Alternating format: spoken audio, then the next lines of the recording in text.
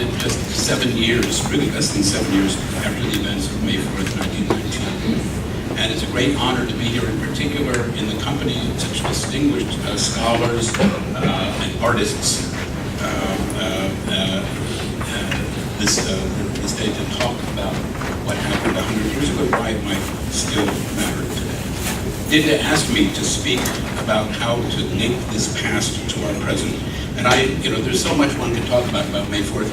One cannot do everything. I want to focus on one central element, which is the world of Chinese universities, the world for which these patriotic students bravely challenged the Beiyang government on May 4th and after. China may have been divided politically in that era, but it was building institutions that would be the foundations of today's great Chinese universities, which are again seen to be world-class. 13 institutions sent students from all over Beijing to Tiananmen to protest China's humiliation at Versailles. And these students came not from settings like this, an old examination hall last used in 1905, but from places that looked like this, also built with boxer indemnity money. Here's Tsinghua University as it looked. These buildings were all there in 1918, so a year before. A nice replica, and actually an improvement over the University of Illinois at Urbana-Champaign, on which the campus was in part modeled. Or it came from buildings like this, the famous Red Building downtown, home to the Arts and Humanities faculty at Peking University, now on a street that has been renamed Wusadajia, or May 4th Boulevard. How had these people been educated? Let's pause and think for a moment about Beida, about Peking University in those days. Its president was this guy, Tsai Yun-pei.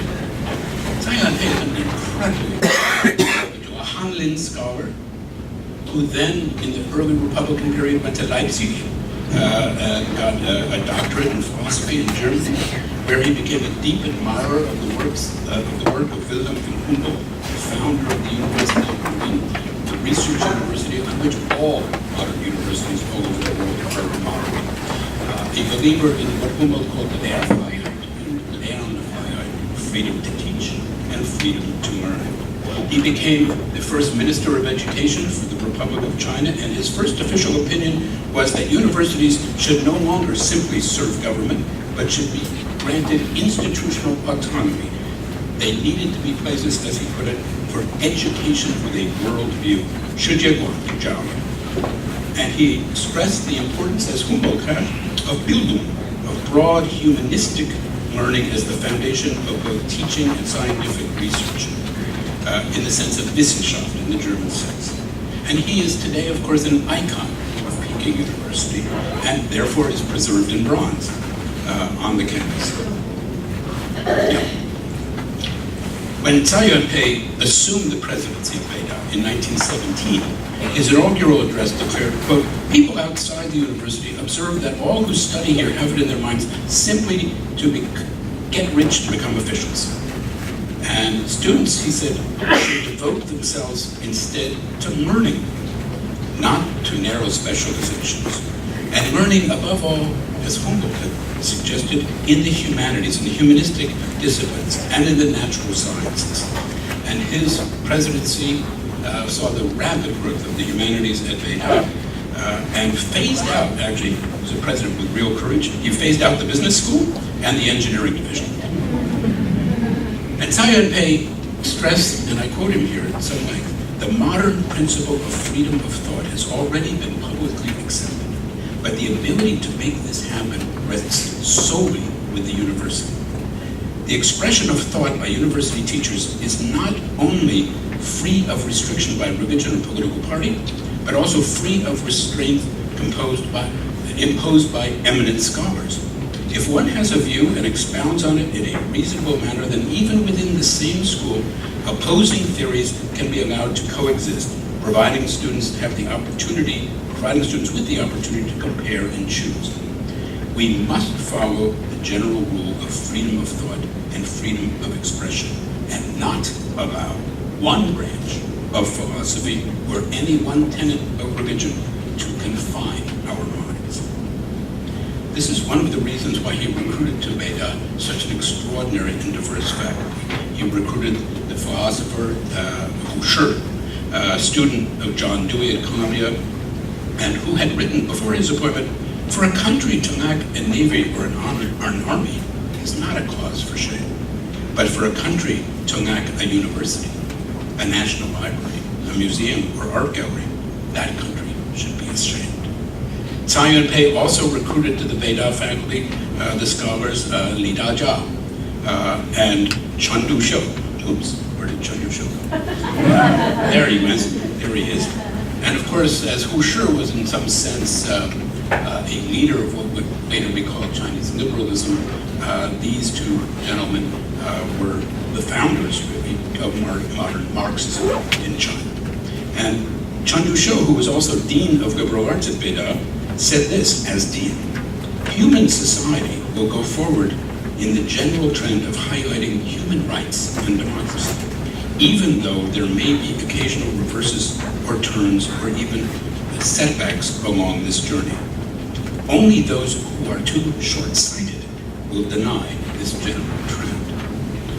While Tsai Yun-pei's governing principles were followed across most Chinese universities into the 1920s and the 1930s, when the demonstrations of 1919 would be followed by others in 1925 and in 1935 and beyond, and even as Chinese universities rose in global stature in that era. By the 1930s, across the street from Beida, National Tsinghua University had emerged as one of China's leading comprehensive universities, home to great scholars, the great historian here, Jiang Tingfu, who happened to be the teacher of my teacher. I was a student of John Fairbank, and Fairbank learned his Chinese history at Tsinghua University in the early 1930s. This is Fairbank and his wife Wilma with their friends Liang Sichang and Lin Guiyin in the early 1930s. And Tsinghua, of course, became home to four of the most famous scholars in the land: Liang Qichao, Wang Guowei, Chen Yingke, and Zhao Yunren. All of them products of both classical and international learning, all at home in Chinese culture and yet pace-setters in the modern humanities and social sciences, all famous abroad as at home. And like Tsai Yun-pei on the Beida campus, these four are preserved in bronze at Tsinghua in commemoration of their accomplishments and their independence. As I'm sure many of you know, when Wang Guowei committed suicide as the nationalist armies approached Beijing, drowning rather than joining the revolutionary nationalist fervor, his colleague Chen Yingke wrote on his memorial stele, "His was a spirit,"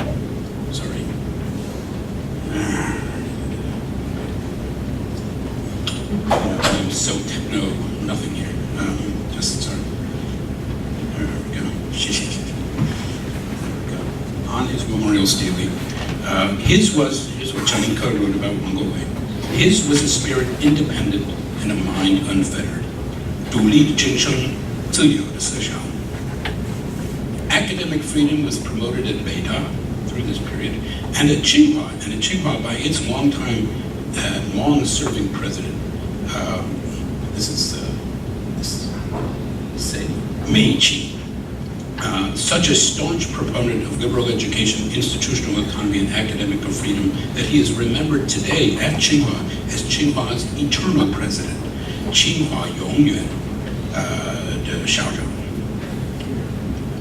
Well, what does any of this have to do with us today and the legacy of May 4th?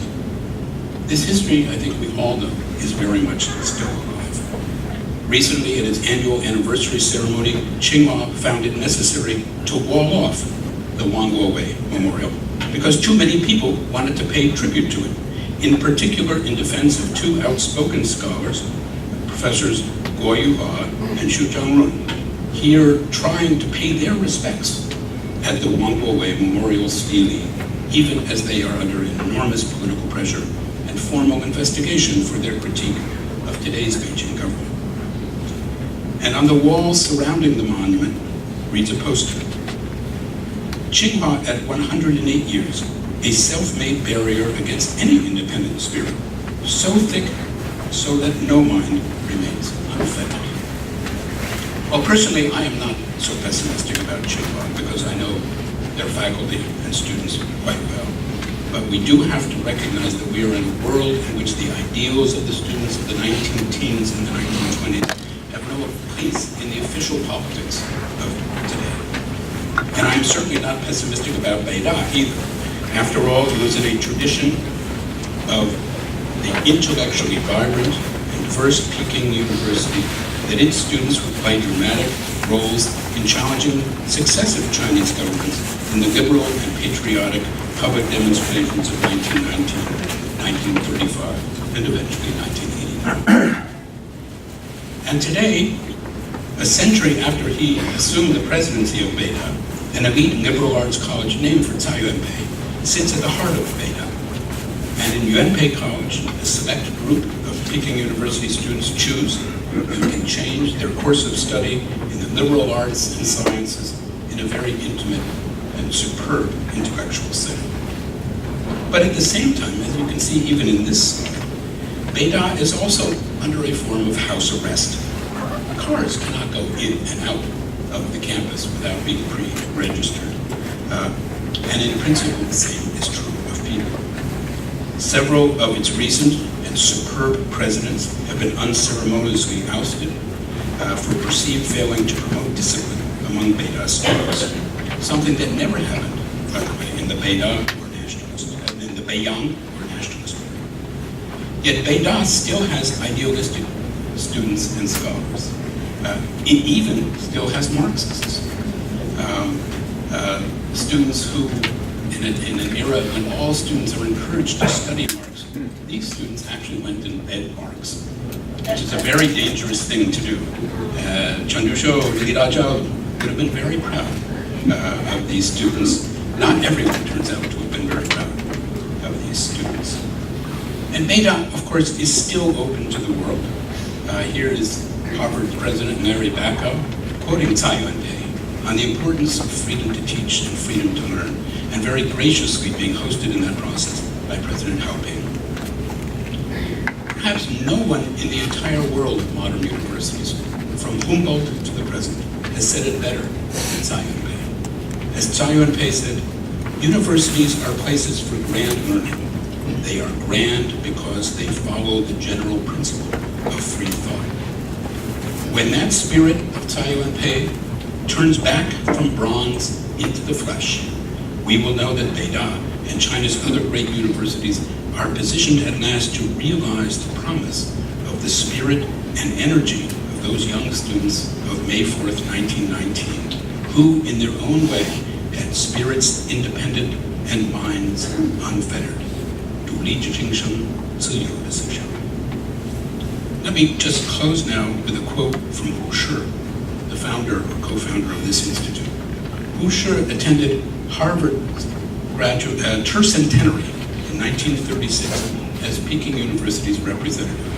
Harvard awarded him an honorary degree, and indeed I recently saw, when with President Bacow in Beijing, the honorary degree in the archives of Peking University.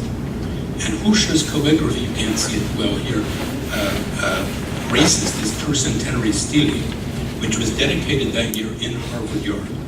And it reads as follows in part: culture is the lifeblood of a nation. It is by the virtue of its culture that a nation arises, but truly it is due to learning that a culture flourishes. Intellectuals with deep knowledge and far-sighted vision understand that in establishing a solid foundation for their nation, the utmost priority must be given to the enhancement of learning. That is a lesson of the May 4th era, and it's a permanent lesson for us all. Thank you very much.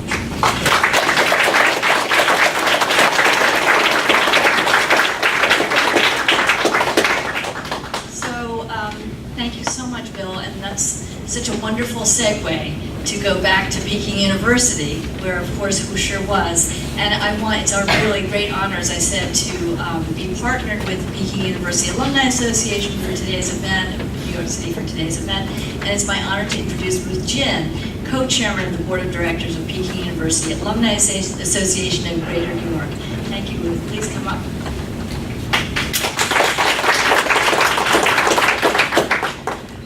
Thank you, and my name is Ruth Jin. I'm a Peking University graduate.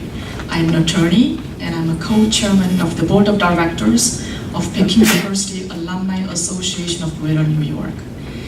Our Alumni Association probably is as old as China Institute, maybe even older, and we have about, we have about 70,000 members in tri-state area alone. We consider it our family because many of us are immigrants here and we don't really have other family members except whoever you married and your classmates, whatever. And many of non-Peking University graduates think we are highly intelligent and yet somewhat arrogant. Could be arrogant, very hardworking, and try to, a lot of us play leadership roles in different areas.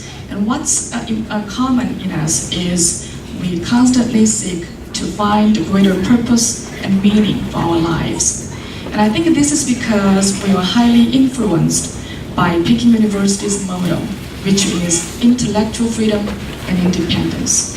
And this motto has been manifesting throughout Chinese history and played a significant role in Chinese history. And one of the examples is the May 4th movement. It started as a campus activities on the campus of Peking University, which led to student protests in Beijing and nationwide, which led to ultimately Chinese independence. And I hope today's event could shed new lights on this movement and enlighten us and help us find a new purpose in this generation. I want to give special thanks to China Institute for co-organizing this event, and I want to thank all our volunteers, especially Min Hong Ji, Ms. Min Hong, and all the volunteers and our board members for making, yes. And we have some board members, if you could stand up so people know who you are. That would be great. We have head of the UN Development Division, we have Ms. Jeannie Yi, and our and another board member. And thank you so much, and I look forward to today's debate. Thank you. Thanks again to Peking University's Alumni Association. So our first panel is going to look at arts and culture and the role of public intellectuals. And our speakers are, why don't you come on up? We have Viren Murthy, who's a professor of history at the University of Wisconsin-Madison. We have Sun Xun, where are you, Sun Xun, who is really one of the most exciting and prolific artists in China today, who has come from Beijing. Come on up. Yeah. Yep, sure. I'm going to sit on the end. I'll take either end, but you can sit wherever you want. Sure. We have Linlan, who's a writer and commentator and poet, who also graduated from the Chinese department at Peking University. And we have Zhang, who's head of China House at NYU and professor at New York University, and also a graduate of Peking University. So, and I'm going to be moderating this. So I'm very delighted to have you all today. And I thought we'd just start with talking about, China's rulers have wrestled through the millennia over the role of the public intellectual. And many hundreds of years ago, it was the responsibility of the Confucian literati to criticize officials and even the emperor when they diverged from the Confucian ideals of morality and fairness. And yet more than a few were banished or even executed for voicing their criticism. So I think we want to start, Zhang, if you could start. I know you're going to talk a bit, but you're going to help us set the stage a bit. You have some slides you want to show as well. It's a little difficult because of the, I wonder if we could, if you would prefer to stand at the podium, we can kind of pull our chairs aside for a little bit if you want to show us the slides. Yeah, does that make sense? Okay. So why don't we, yeah, exactly. Go ahead and use that. Yeah, I think maybe the two of us can sit there. You can sit there because you're not in the way. Actually, just yeah, sure. Yeah. But I guess there's one thing to address your question and something different. Can you hear? No. No. Okay. So hold the mic closer. Yeah. Okay. I prepared something mainly on the vernacular revolution, the effort of reforming Chinese language, which I regard as one of the core components of the new culture movement. So these two things are slightly different, but let me first address your question more directly. That is this public intellectual tradition in China. I think I do believe, as I believe in the impact of the vernacular revolution, there is a fundamental historical rupture separating the imperial tradition and the modern tradition. Even though today, Can you hear? no, oh, closer, okay. This way, sorry. Even though in today's atmosphere, people, especially in China, love to argue for the continuity between the imperial tradition and modern tradition. But for today's occasion, I think I would rather emphasize the break, the rupture. I'm going to talk about the language side a little bit later, but at the moment, I would like to say that the imperial tradition of Confucian scholars' protest is largely based on and inspired by this belief, this commonly held belief that they are more responsible to the mandate of the heaven, the so-called the universal humanist principle, under which the vicissitudes of dynasties are secondary, whereas culture or civilization order is the most important thing. And that is something we today might call a kind of a universal belief, which was argued, was believed in, not necessarily as a part of what we consider a modern citizen's duty to his or her fellow citizens, the public constitute of fellow private citizens who believe in freedom and freedom of thought, freedom of expression and all, and with rights.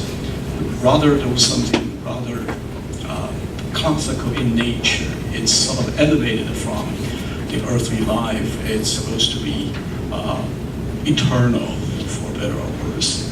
Whereas the modern tradition of protest and public intellectuals, I think, could be properly attributed to this May 4th origin of modern Chinese history, politics, and thought.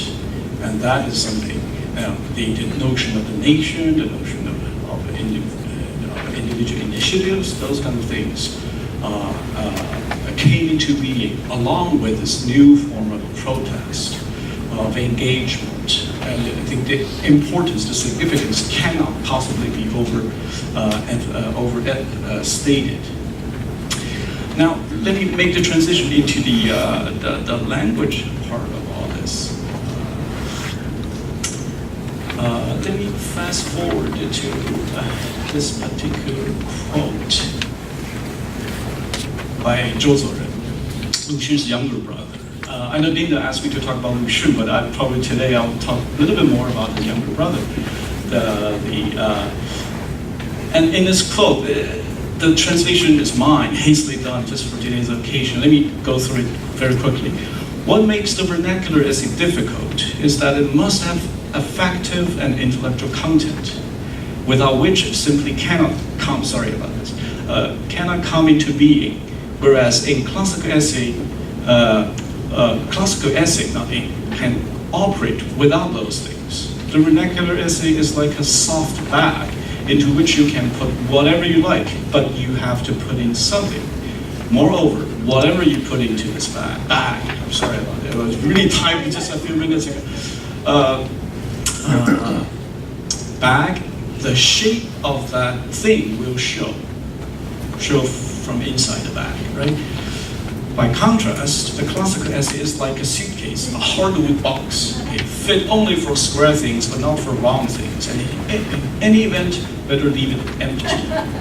Therefore, the classical essay is the most useful when you have to write something, while in fact having nothing to say. So it's a very ungenerous description of the classical essay. It's not entirely fair, we all know that, but nevertheless, the cultural political importance is something we should pay attention here. What Zhou argues, and it's, I think it indicated a very general belief held by all May 4th intellectuals at the time, the veterans of the new cultural movement who were on the forefront of this push, is this comparison between a soft bag, and a box.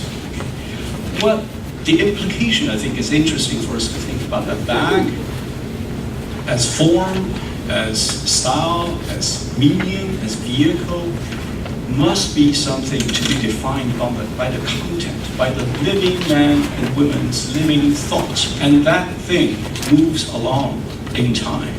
It's to be shaped and reshaped by its own self-guided movement, which in turn shapes the language, the form of thought.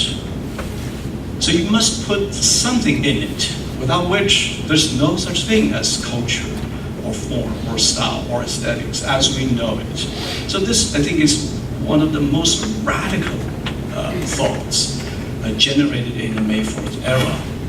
And it has long-lasting implications. I think revisiting this moment should help us sort of rethink and uphold this principle of the vernacular revolution against all kinds of this sort of a fallback to the rigid, to the formulaic, to all things classical, symbolically, or literally speaking. It's not only something about literary style or literary form, it really has to do with a fundamental value in the modern, of the modern, that is what we call culture is not something timeless or pertaining to its own metaphysical or ontological value, but it's something instead shaped radically, most immediately by practice, by collective practice in economic, socio-economic, economic and intellectual aspects. So I guess I will stop here so we can have a more quicker paced discussion. That's wonderful.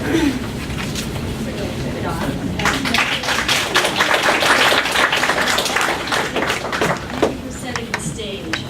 That's super helpful. And I think actually, if you don't mind, I think we'll just start by asking each of you to tell us, here, somebody grab a microphone, I don't need to. Why do you think May 4th is important today? Why is it important today? So let's start, why don't you, Xudong, you talked about the long-lasting implications, and the May 4th was about, and as Zhou was saying, I guess, was against rigid thinking and formalistic thinking. Aaron, can we turn off the slides? Sorry, it's right in your face. Thank you. So talk about that. Like, why is it important today to look at these questions? Well, I think precisely because the so-called old ghost hasn't disappeared. It's still with us. The previous slide I was going to show says that what's important about the vernacular revolution is that it's a two revolution in one. You cannot engage in a literary revolution without simultaneously engaging in intellectual revolution. These are two of the same things, because as Zhou sharply observed, you could write about what he called ridiculous thoughts, filial piety, loyalty to the emperor, and all chastity, and all those things with the vernacular language. Whereas on the other side, you could use classical Chinese to write radical revolutionary thoughts like Zhang Wu Xun's teacher, and that's Viren's specialty actually, Zhang Taiyan. So the language, even though it's very, very important, it's just a medium. It's a form, it's a style.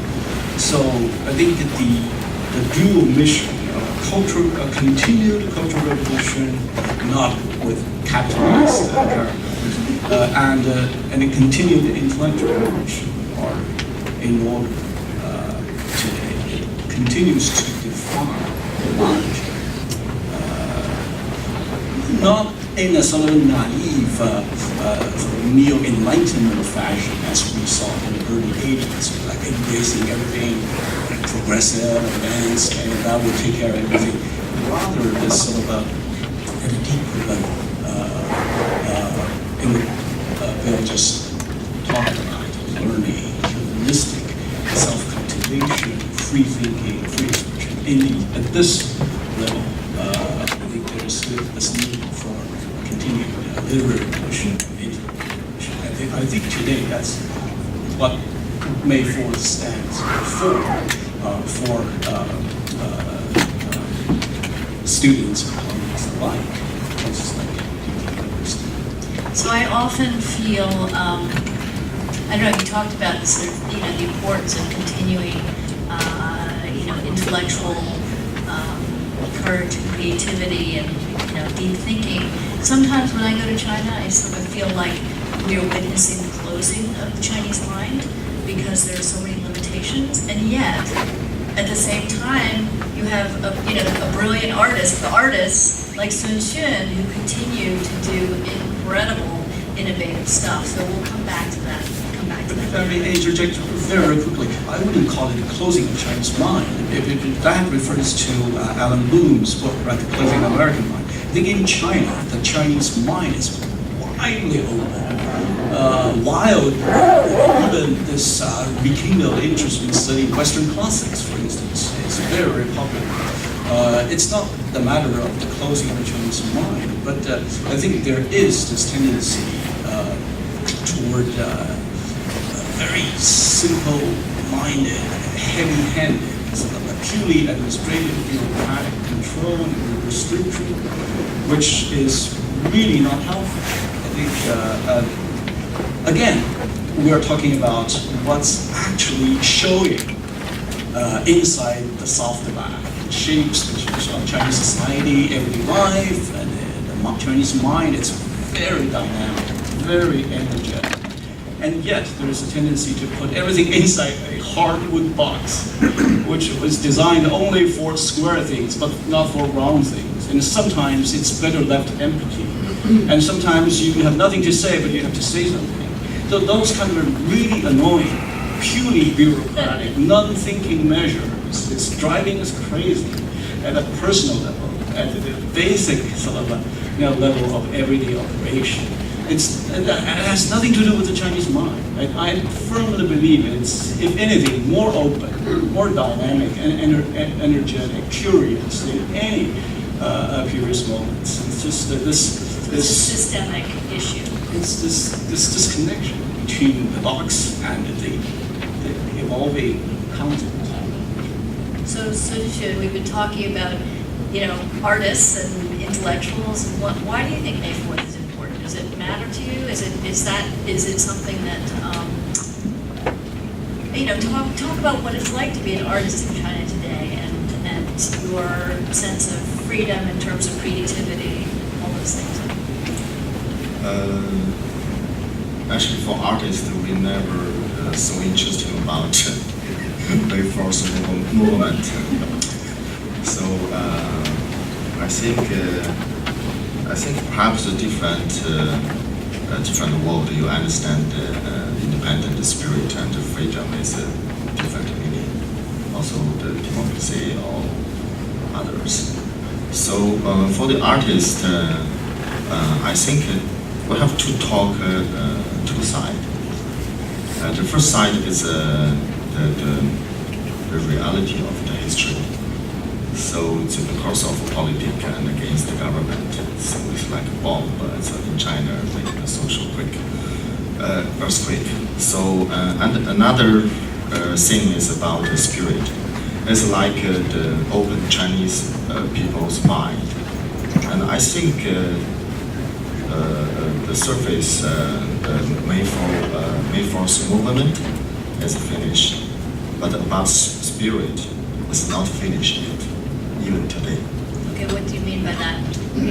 Because the May 4th movement is, for Chinese, very important. That's meaning is, I think the most important value is open people's mind. That's really important because before that, for normal people, I think only two things is important: religion, business, and politics.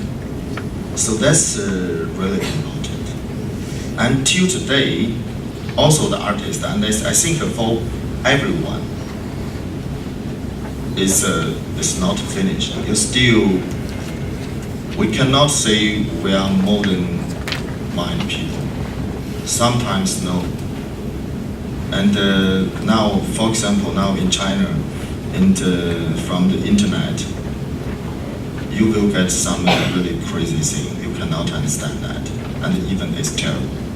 So I think that the movement is still going. What does that? Because I mean, in America also, there's crazy, terrible stuff on the internet, all kinds of stuff. So, what is it? What are you referring to in China? What do you mean when you say that? It's not a modern mentality. I think we cannot, how to say,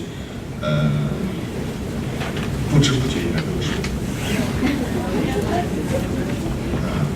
所以我觉得我们不能不知不觉的活着，这个才是对于我们的意义。 Not live a life that is not enlightened, and that is not the purpose of why we are living here in this world. So I think it's important for China now. For China now, the movement is not finished yet.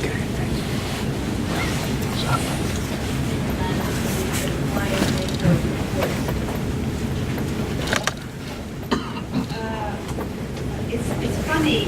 Xuan talk about the May 4th spirit. I've been hearing this term like for 20 years. Whenever May 4th, every year I was in China as a student from 1980 to 1990s, schooling out there. And whenever we have the May 4th, we call it Youth Holiday, Youth Day. We will read and study from the People's Daily editorial. That day, they will have May 4th spirit. So every year they have a different interpretation. Like this year, like Chinese president has calling for the pure patriotism, patriotism. So patriotism equals love your country, and love your country equals love the party and obey the party's calling.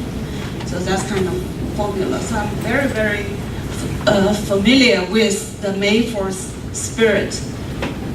But for the history, the exact history, what happens, I'm not so sure until this year. Until this lecture, I was forced to have a quick crash course to study.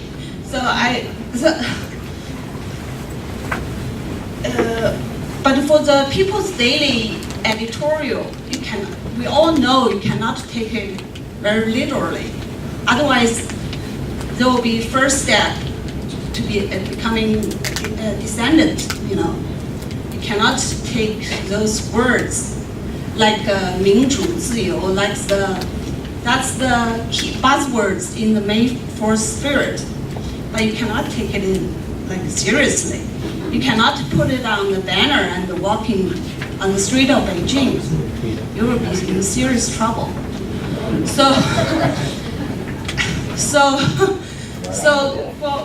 Whenever I hear the term about May 4th spirit,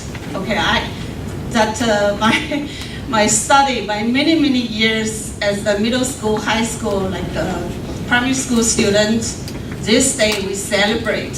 That slogan jumped into my mind.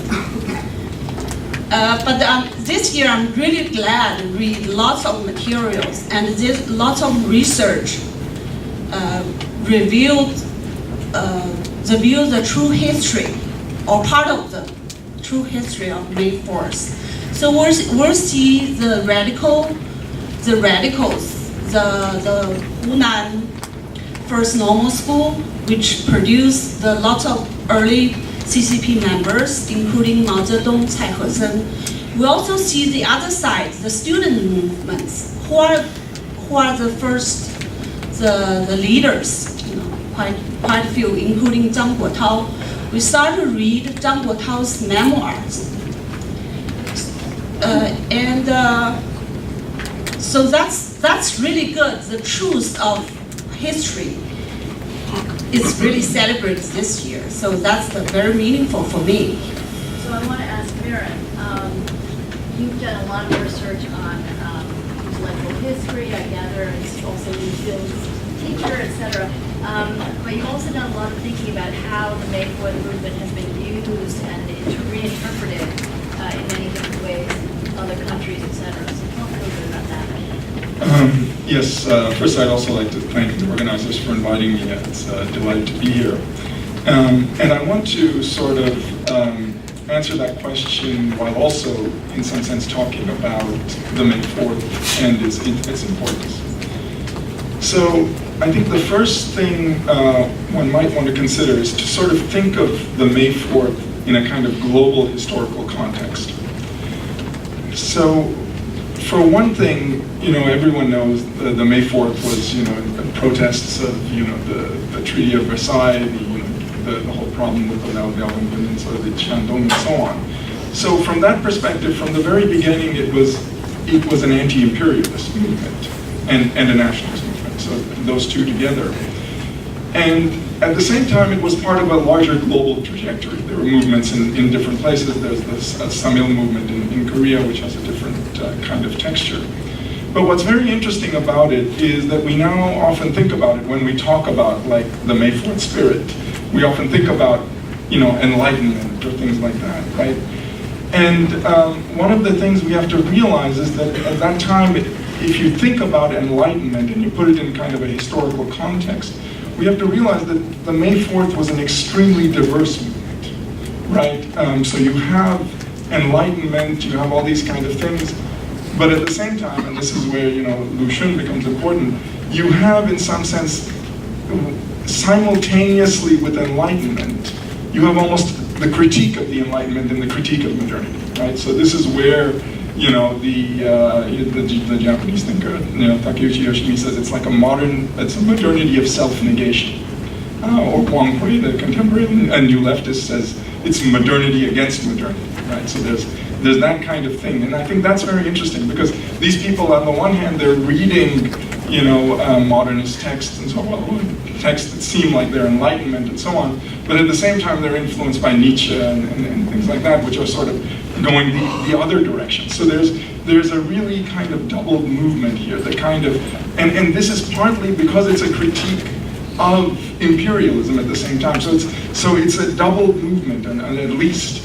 And so this leads it to realize that I think the May 4th movement, on the one hand, it looks like it's a critique of tradition and all of those things, but it's also a critique of China in the world and the world in which China is in, right? So it's the attempt to remake the world. Now, at that point, we can begin to see what is the relationship between what comes later, right? Which is the way, the link between, and this I think is, to some extent, Xi Jinping is alluding to that, is the link between the May 4th and Marxism and communism, right? Which Professor Kirby also mentioned.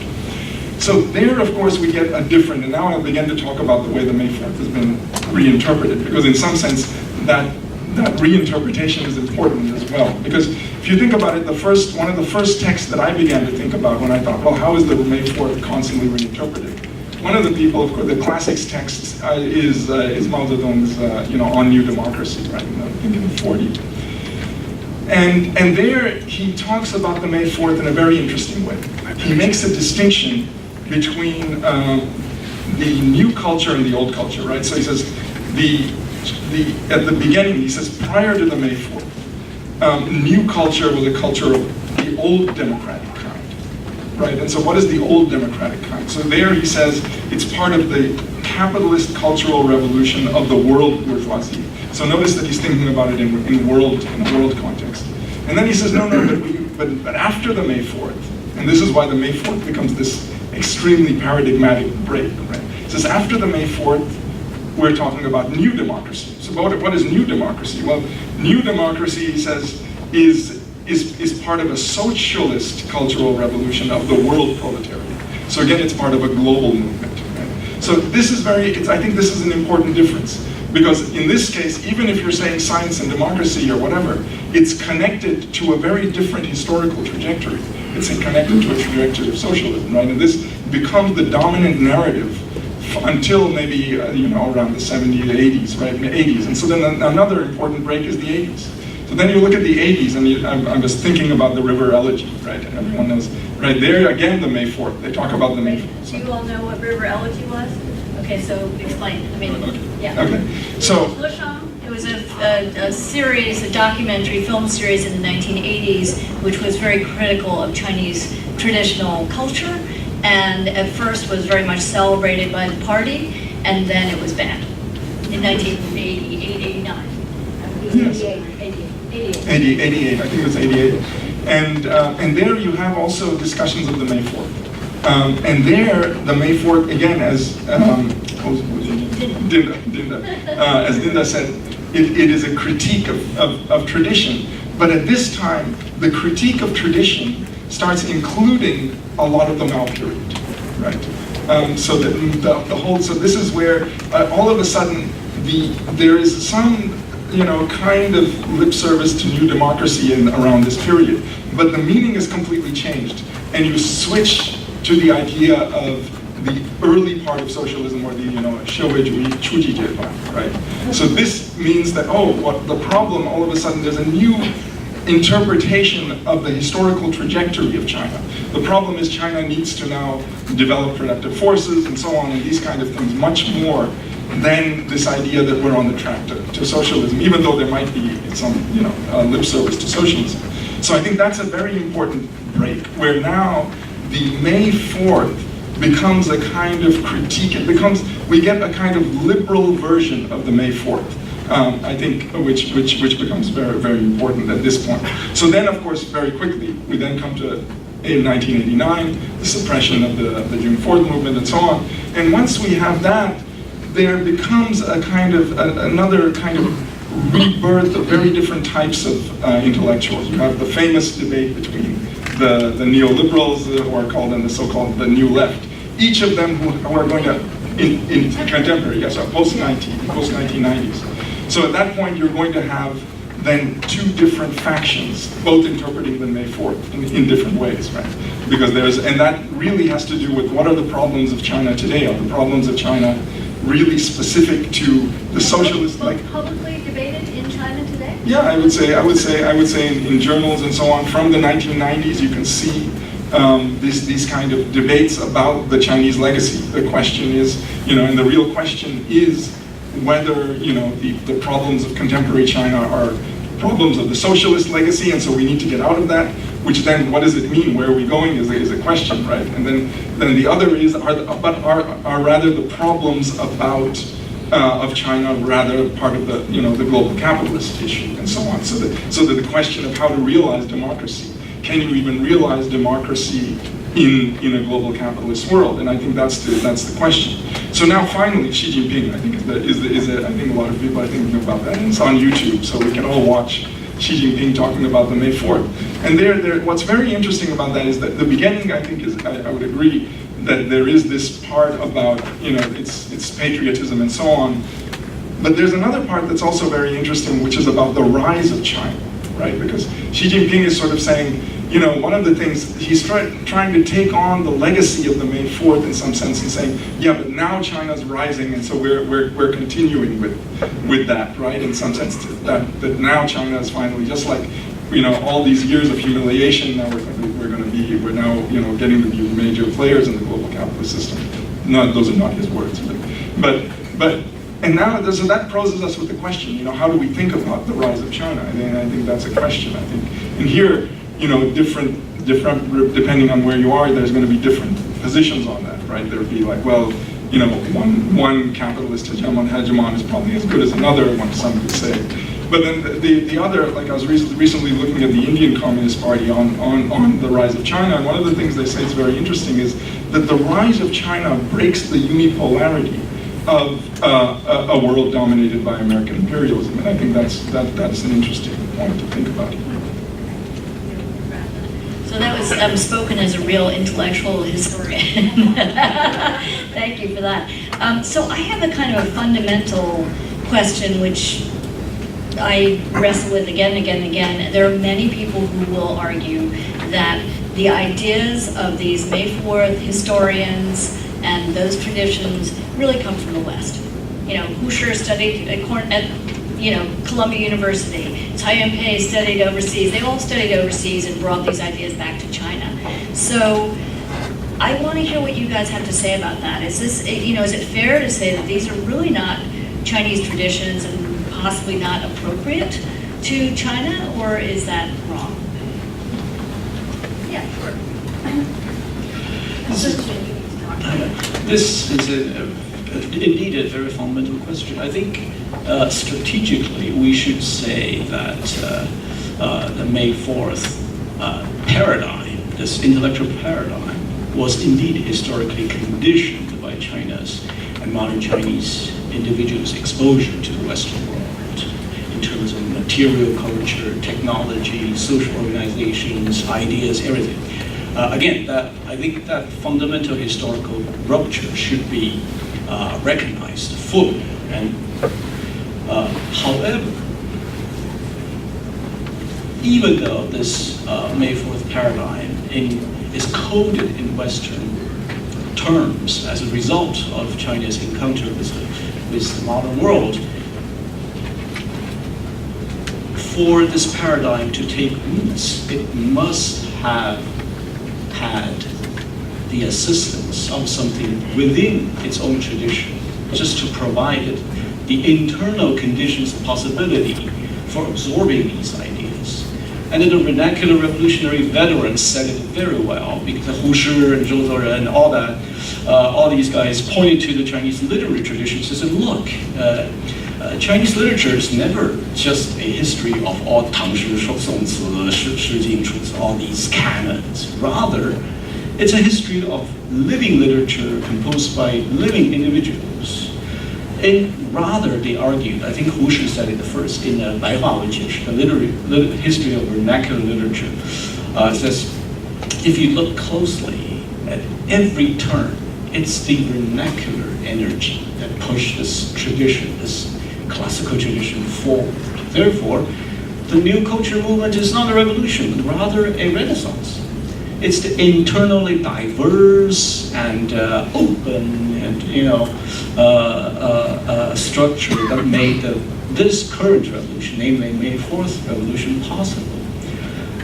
It's rather true. I found that argument very convincing, but in a narrow sort of literary historical sense. But I think that observation could be broadened to become something more general.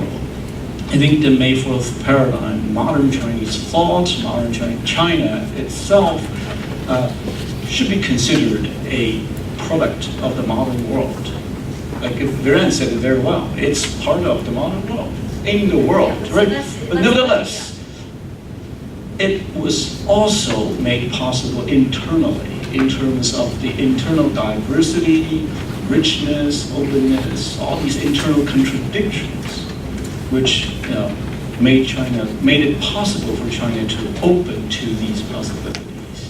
That's one point. Another point, quickly, I think also following what Viren just said, I think whenever we talk about May 4th spirit, we actually have an almost knee-jerk reaction to say, it's the current government, the official discourse, all these things are getting in the way. Look, I mean, how wonderful this May 4th spirit, trying to drive this forward, but then you can have this dictatorship or censorship or authoritarianism.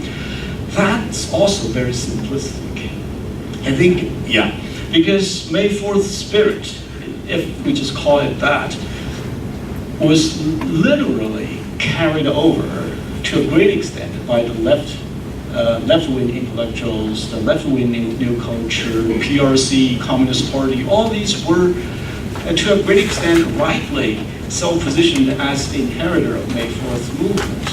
And within this leftist tradition, revolutionary tradition, communist culture, there was this continued effort to uphold the principle of vernacular revolution, of new culture. Mao himself was known to be a ferocious fighter against what he called the eight-legged essay tendency, composing all these party documents, all these rigidity, bureaucratic, formulaic tendencies. In his 1942 article called "反对党八股," against a party line eight-legged essay. And he began with a joke. Actually, he said, people always say in the liberated region, 解放区, all this Yan'an area, we do not have creative works. We're not creative. Only in Shanghai and Beijing, they do things creative. Look, this party eight-legged essay is our creativity. We created this work. Then he made fun of it. He says, I want to imitate the eight-legged essay and list 8 crimes against this party style, which must be stopped. Otherwise, it's reactionary.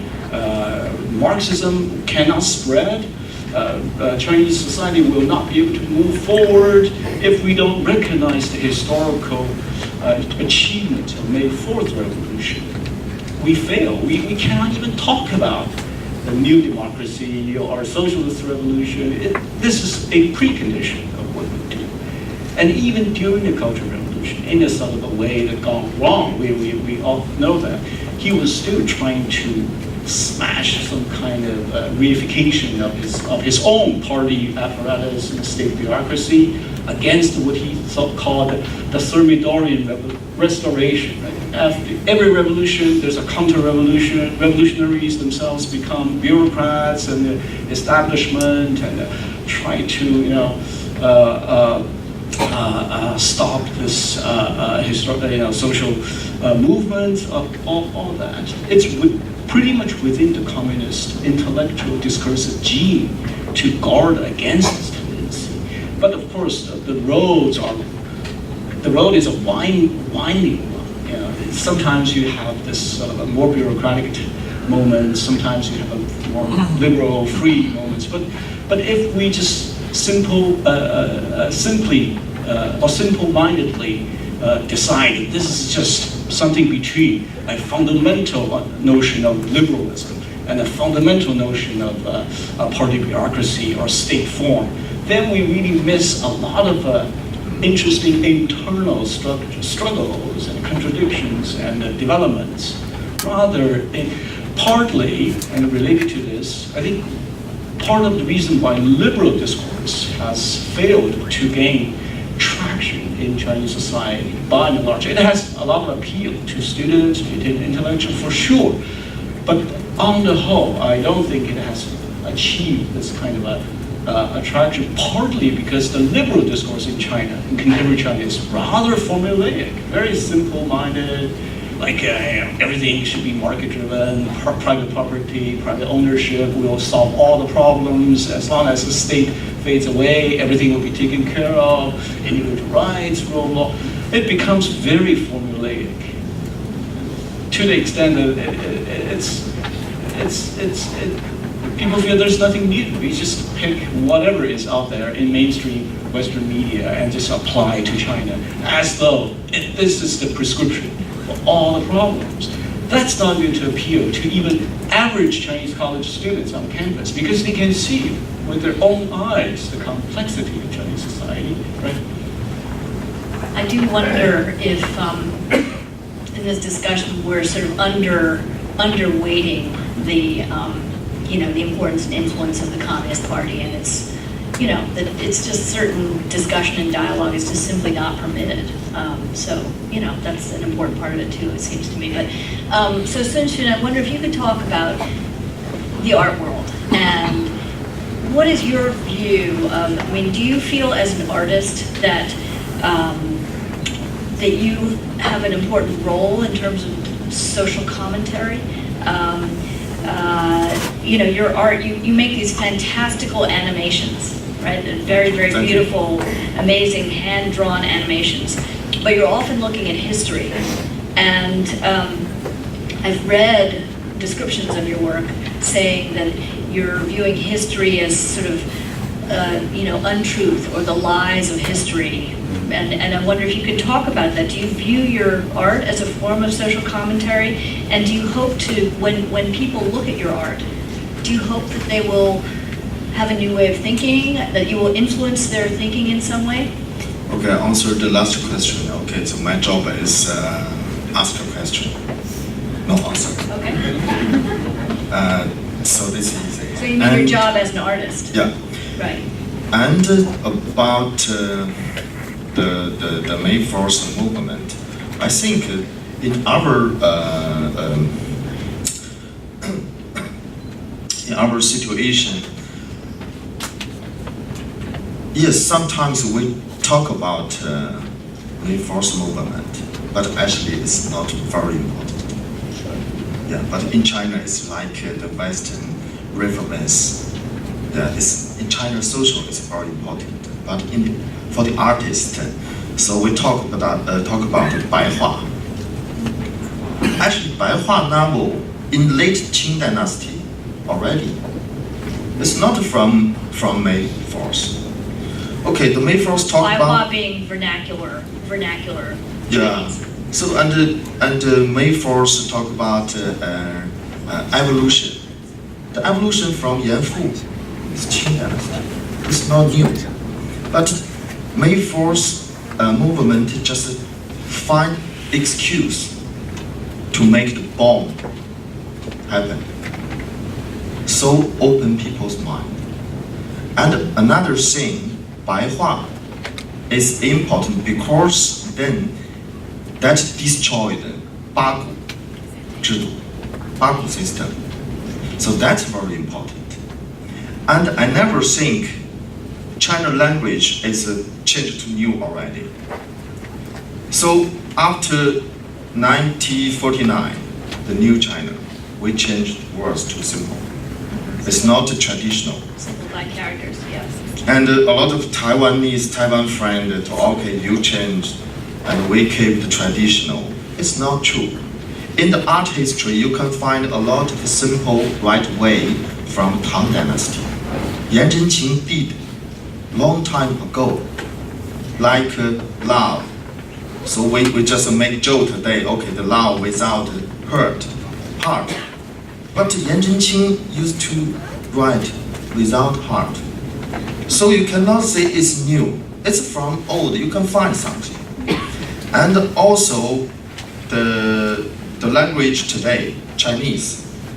All of Chinese language is from Buddhism, even now. So like 不可思议, it's Buddhism. 看观照察, all from Buddhism. And the different meaning and different worldview. It's include philosophy. So I learning a lot from the language, and I use it into my artwork. Because in art, it's not talk about, for example, democracy. So in art, where is democracy? You draw here or you draw here. Which point is start democracy? So I think democracy is, you have to balance to know it. Democracy in May 4th is very important. But sometimes we have to be careful. The point will get turned, will return back. Like a cultural revolution is really democracy. It's totally freedom. It's a horrible, it's a terrible thing. And I heard a lot of story from my father. That's really freedom. And no polite, no law, and you can attack police, army. You can, it's totally free, but it's not good. So I think if we talk about democracy, independent spirit, we have to balance. And in art, most important thing is balance. It's not independent spirit, it's not democracy, it's not freedom, no. is balance. But the balance, we need philosophic, we need thinking. What do you mean when you say you're making your art? What do you mean when you say balance? The balance is like, so like the one piece of paper, you make a lot of things here, but over there, no reason. But you're just feeling not comfortable football in visual.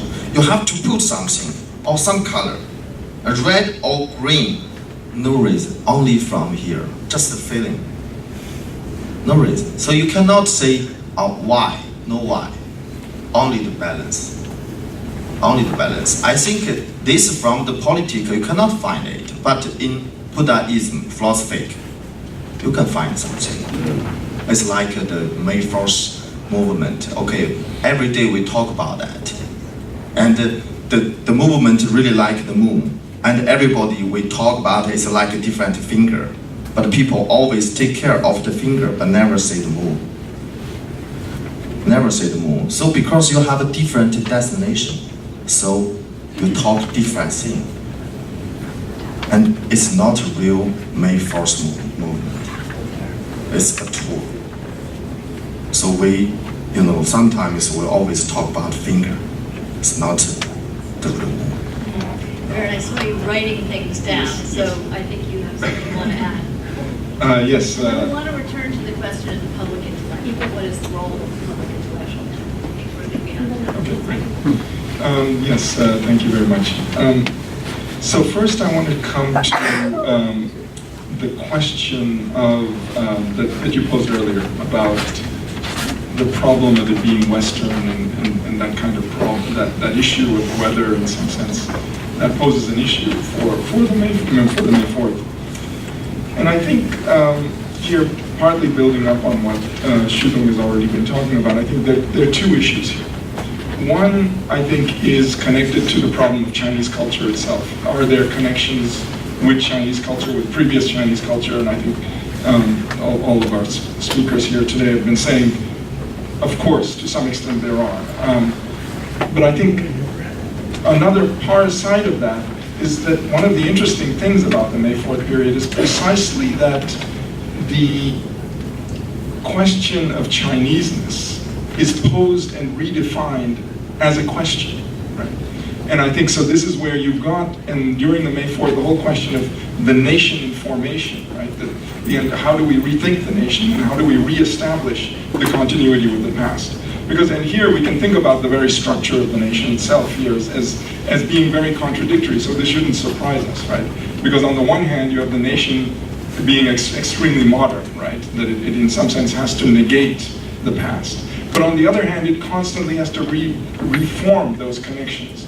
And so it's not surprising that one of the very interesting parts about the May 4th is precisely issues like, rethinking the history of philosophy, rethinking maybe the history of art, for example, and all of these kind of things that are the other side of the May 4th. So it's a dual temporality in the May 4th. And even in there are all these scholars who are now saying that you can find Confucian elements in the May 4th, you can find but reinterpreted and so on. And in fact, that's exactly what a lot of May 4th intellectuals would do. They'd go back to the past and try to find freedom, if not in Confucius, maybe in Zhuang, for example, right? So this is where the Chinese past sort of opened up. But that's, I think, only half of the story. The other half is to understand the nature of the anti-imperialist nationalism of China, which already makes it such that it's going to be different from other nationalisms. And here there's a thesis by Maruyama Masao, and it's always intriguing. And one of the things he says is, unlike Japan, China and a lot of other third world nations, their nationalism was always already embedded with a kind of socialist impulse. And the reason, he says, is because the nation, or the state, right, as we already see with the May 4th and what Professor Kirby is talking about, the Bayong government, is already seen as a kind of, comprador or whatever you could say. There's a sense in which it's selling out. And so the movement of nationalism ends up being very connected to a kind of social revolution. And that makes its character very different.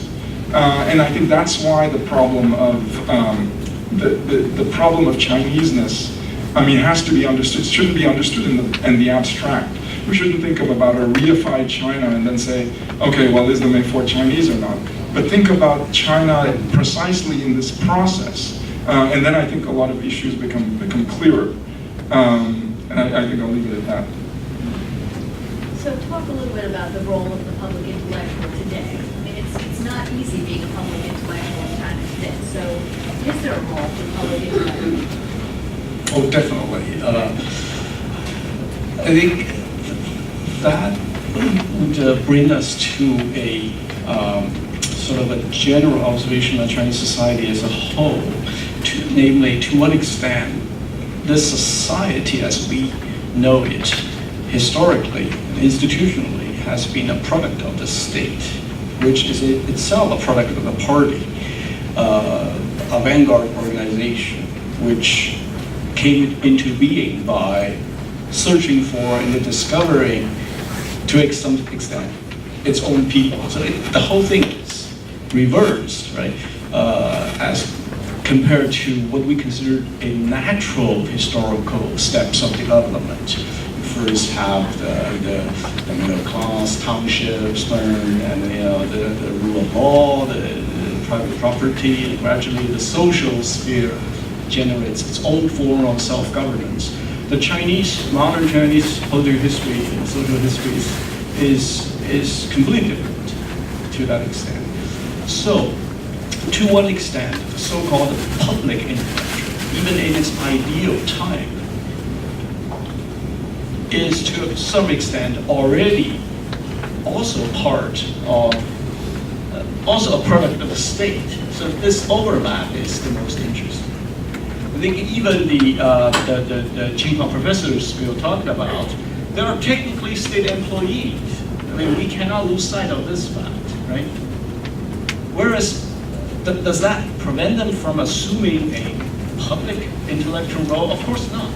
But nevertheless, you always find yourself, oftentimes, in between a rock and a hard place, and you have to forge a way in a productive and effective manner. That's the challenge. It's not really, I don't think it's always about the matter of principles. If you engage a private conversation, I think everything's very easy. We all agree on the same thing.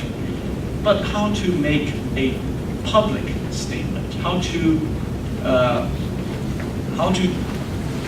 say things and do things that matter, that becomes extremely complicated, subtle, and requiring all kinds of maneuvering and tactics.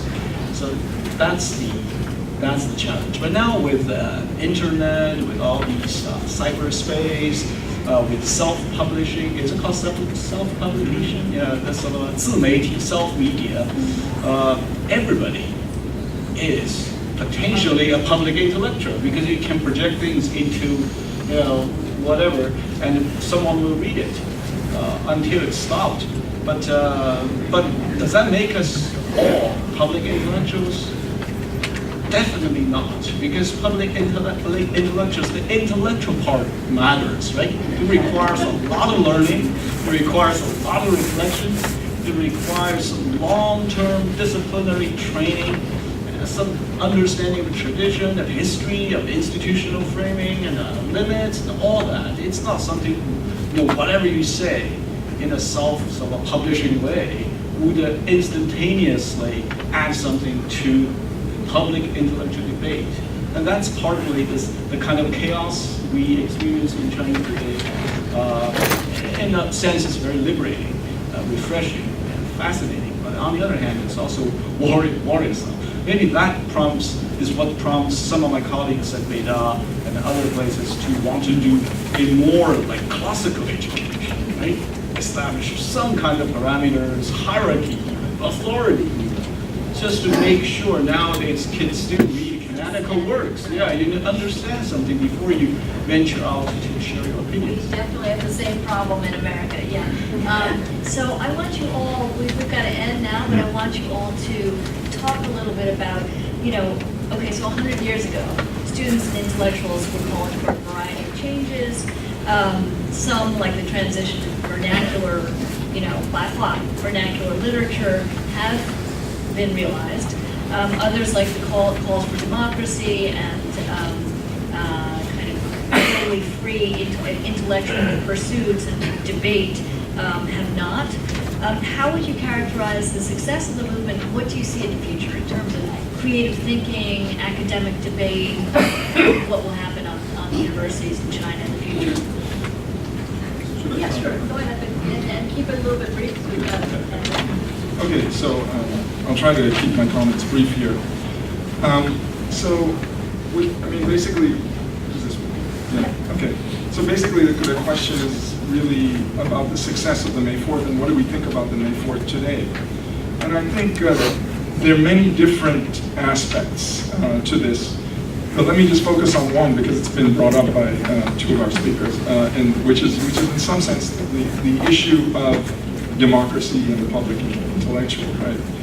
And here I think just like the problem of defining China, we have to think about democracy as something that's happening sort of in formation and searching for institutional form. I don't think we should start with a pre-established notion of what democracy is and then try to graft that onto China.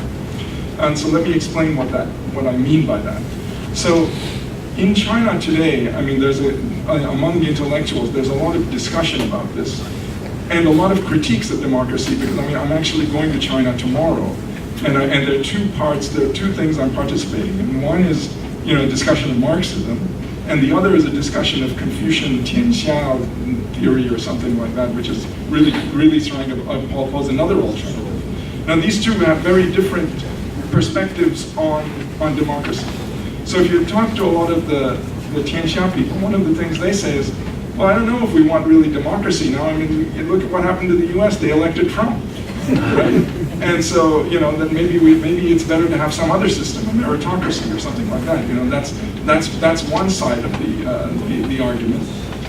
But I think another side really should go back to various experiments with democracy in Chinese history and begin to think, to what extent is there a future in some of them. And here, I want to go back to, I think Xudong mentioned the Cultural Revolution. And I think there's some essays in 1995 in which I was reading when I was a graduate student that still have a lot of impact on me, and that is some essays by an intellectual named Cui Zhiyuan. And one of the things he says about about democracy during the Cultural Revolution, and he sort of agrees, I forgot your name. So he sort of agrees, he says there was an enormous amount of freedom there, right? But and he talks about Mao and his whole idea of Daminzhu, the big democracy. So that's really a democracy where everyone's not only a public intellectual, but actually can it's almost like the Deweyan vision, right? Which is the idea that we can really exert control about the conditions that govern our lives, right? But the problem with the Cultural Revolution is in this argument is precisely that it was not able to find institutional form, right? And so he's looking for some kind of a synthesis between this kind of extreme notion of democracy, which in some sense is really the condition for the possibility of our freedom, right? If we really think about, if we think about the voting kind of democracy where it's like what Rousseau says, right? The English are free every 2 years when they go to the polls, right? And so, and that's exactly what, in some sense, the Chinese perspective was trying to avoid. Can they find an alternative? And I don't think we should say that, because that alternative failed at this point, that it shouldn't be something that we should think about in the future. And I think that's really, if you want to think about the meaning of the May 4th movement, it's precisely in the attempt to rethink the institutional form of democracy in a way that goes into the future, rather than taking an already established model that seems to be failing all over the world, right? Look at the rise of right-wing populism around the world. You have to think there's got to be an alternative to this. Nowadays, a lot of colleagues in China talk about the 1980s with with enormous amount of nostalgia, as though it was the golden moment of Chinese reform and progress. And I actually keep asking myself, was it more free or more open back then when I was a college student on Veda campus, or is it more free or more open now, even with all these restrictions where, I'm not so sure. I thought in terms of the personal social liberty, freedom, financial freedom, freedom to travel, freedom to, let's say, I'm not talking about myself personally, but more generally, like for college students to live together before they get married on campus or right off campus. Of course, now China is a much more free, more liberal society at the everyday level. Back then in the 80s, party, everybody could intrude on your personal life, right? The political control was such that Deng was remembered as the grand architect of reform, not by being soft. He was Liang Shou-ying, right? Both fists were both hands were like iron fists. 4 cardinal principles on one hand and the free market reform on the other. So I think it's very complex. It would be simple-minded for us to say, oh, the 80s were so free. Now it's just a transgression. I'm not so sure. The other is, looking forward, I'm very optimistic. I think in terms of basic education, information, training, technology, way of social life, and globalization, all these things, there's basically the tendency of moving forward is just unstoppable. It's irreversible. I mean, I cannot imagine a different outcome in the long run, but in the short run, anything can happen. But in the meanwhile, I think what's important is to remember that, look at America as an example. A lot of Chinese folks, including a lot of party members, senior leadership, still, even today, look up to America as a model. But I would like to refer to Joseph Stiglitz's advice to these senior party officials to say, do what we do, but do not do what we say.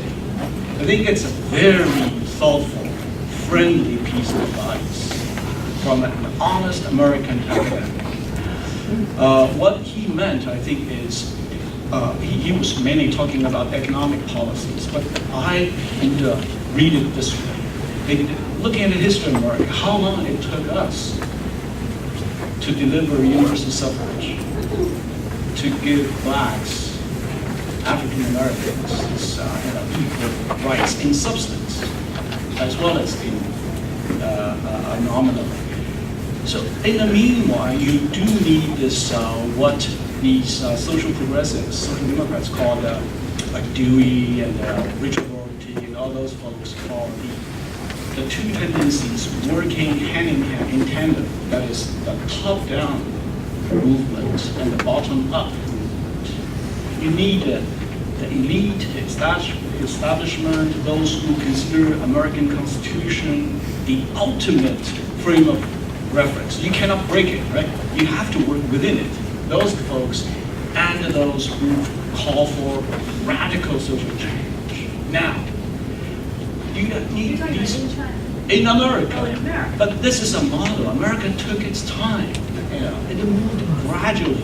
It's the fastest moving nation, since modernity. But nevertheless, you look at every given historical moments within, let's say, 20-year, 30-year frame, America moves relatively gradually, slowly, prudently, pragmatically.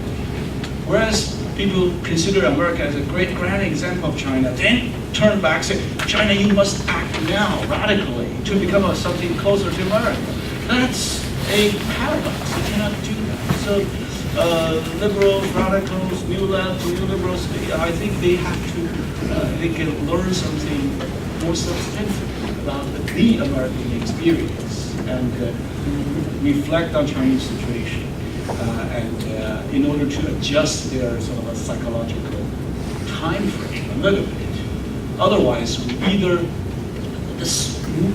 mood swing will be so ruinous. Either today you wake up being very optimistic, next day you wake up thinking, oh, everything's finished, we are going back to the revolution. Those kind of things are irrational. You have to look at history and take a broader sort of view in order to come up with something more pragmatic. So well said, thank you. We have about 2 minutes, so so if you could talk a little bit about where the future, what do you think about the future? Okay, I'll be quick. To my point of view, the biggest success of May 1st movement is the give birth to the CCP, and hence the new China, new identity with the rest of the historical baggage. Like Professor Zhang said, the old ghosts. So for the rest of it, like the basic agendas of May 4th movement, the 民主自由, democracy, and freedom, and the basic what they call freedom of speech and publication, right now is quite restricted. So we are like I talked to our host, it's like the Netflix show, Russian doll, you die randomly, then you back to the birthday party again and again. So that's but much darker and lingo of a Russian doll version of.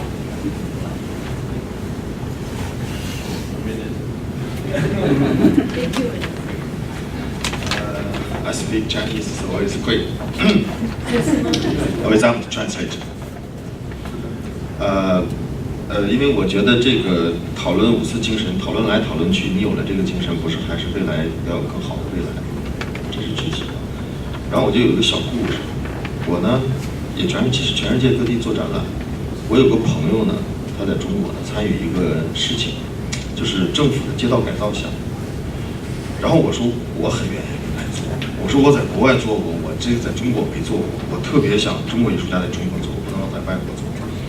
我说我来做。Go ahead. So for me, I can't hear. So for me, There, you just working there. Hold it close enough. Whatever discussions that we have about my fourth is a discussion for a better life. And so I have a story to tell. I do exhibitions of my work along the world.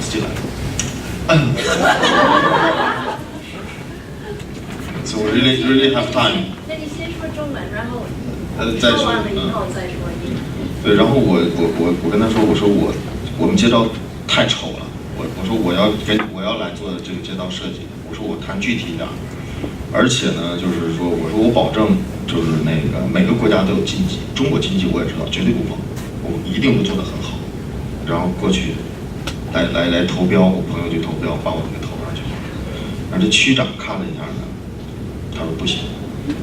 他说我说为什么不行呢？他说你看你这个颜色太多，老百姓看不懂。然后我们当时就傻，你能代表老百姓？啊，这好过了。然后第二个说你很多动物在天上，动物是不能上天的。我说我们中国有那个星宿，星宿全是动物，都是在天上的。好，但是他说这老百姓不理解，全部不通过。哎，然后我这个就整个就 pass 了。啊，然后呢，所以说到最后呢，我觉得就是针对中国这个现实呢，我最后提3点。其实我们很多的事儿啊，都没有什么事儿，因为中国就很敏感几点，要谈什么历史啊、民主啊，然后谈什么政府啊，就谈这些东西嘛。我觉得就3点，我们就能变好。一，民主不是起哄，这很重要。第二呢，犬儒都下地干活。第三呢，文盲不可以进入政府工作。只要这3点能做到了，中国没那么多事儿，会很好的。而且当时我设计那街道，我说我免费，分文不要。我说我就是想中国艺术家在中国能做点事儿，而且我做的是具体的，我不是天天的那种站得很高去批评这个批评那个，这个很容易。意，我说我们做点实际的，我说我免费给你设计街道，就因为这2个原因不通过，所以我为什么说就文盲不能进入政府？对我们很多的问题，其实都是政府在背锅，政府也是具体的一个一个人组成的，就政府我觉得挺可怜的，就这么一个人，你说你让他这儿，他就给你不通过，我还不要钱，我做具体的，这是中国的艺术家的难处。然后我讲英文，但最后我需要翻译。So we get the May 4th movement spirit is for what? It's for I think for the beautiful future, for the good future life. So I think if you talk something, you stand very high point, so you talk something, it's too easy. So I'm an artist, I try go to the reality of the social. So I talk with my friend company. So his company do some business. In China, it's very normal. It's popular because it's like the one street, and every year the government has a budget to change it. It's beautiful. So I want to do something to change it, but they cannot agree with me because I joined some animal in the sky. So they say, okay, the people cannot understand. I think, okay, this is from China traditional story. It's a long history. So okay. And another thing is too many colors and the people cannot understand. So I think, the government side, I think why you can decide the people's. So it's about beautiful. It's not about another thing. Yes, but beautiful, visual. So and also I know the every country is forbidden, so I don't want to touch it. I just want to do some detailed things in the social from the artist, but I didn't get success. So 后面3句。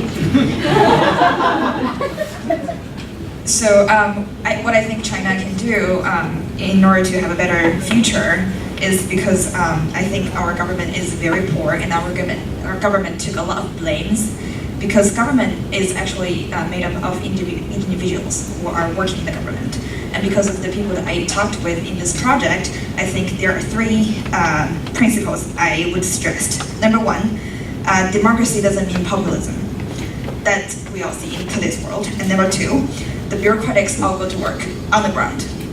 And number 3, illiterate people cannot work in the government. And then if we solve those 3 problems for China, and I think the Chinese government will be much better going forward. I'd love to end this on a pragmatic note, so thank you so much.